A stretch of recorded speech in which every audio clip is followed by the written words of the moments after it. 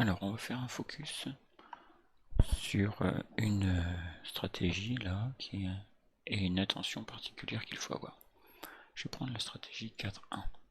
Donc, on a bien la version 4.1 qui nous donne 967 sur cette partie. On va faire le Monte Carlo.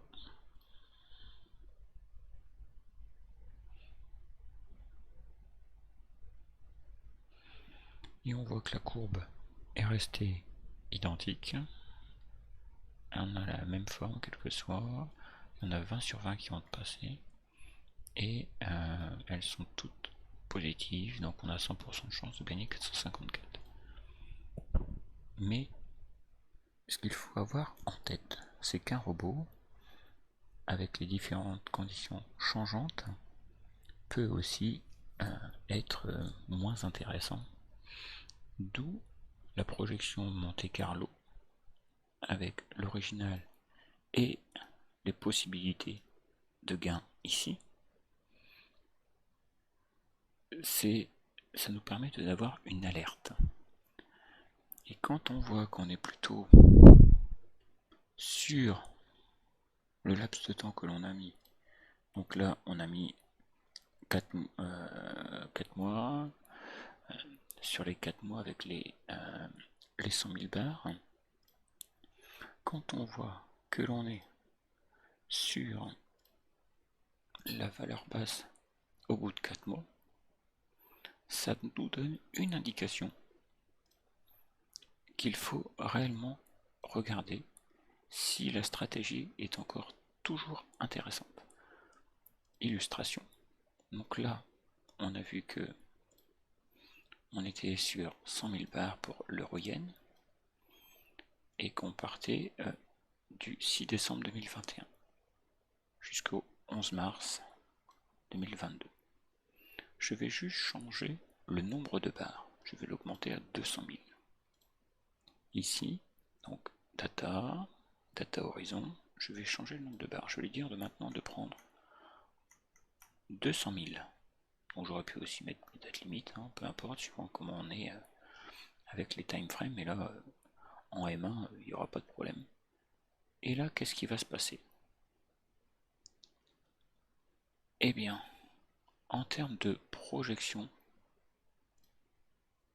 on va se retrouver avec totalement quelque chose de différent. Donc, il y a encore la même courbe, à peu près. Elle a changé. Mais résultat, maintenant, quand on applique cette même stratégie sur les 200 000 barres, on voit qu'il y a quelque chose qui est complètement changé. D'où l'importance de ce logiciel qui nous permet de savoir en termes de projection qu'est-ce qu'il peut y avoir réellement de fiable, et surtout quand on voit qu'une stratégie n'est plus active, n'est plus aussi intéressante que ce qu'il y avait, de pouvoir tout de suite réintégrer la collection avec le upload, ou alors si vous l'avez mis dans un portfolio, de pouvoir les récupérer, donc portfolio, content et la upload, de les remettre là,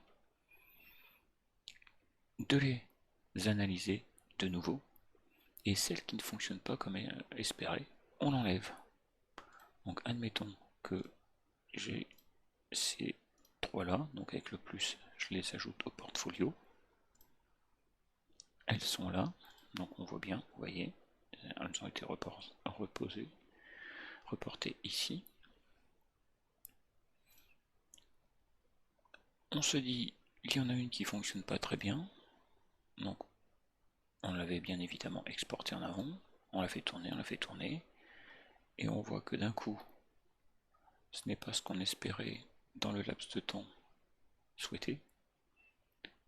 On voit qu'on est dans le bas, ici, hein.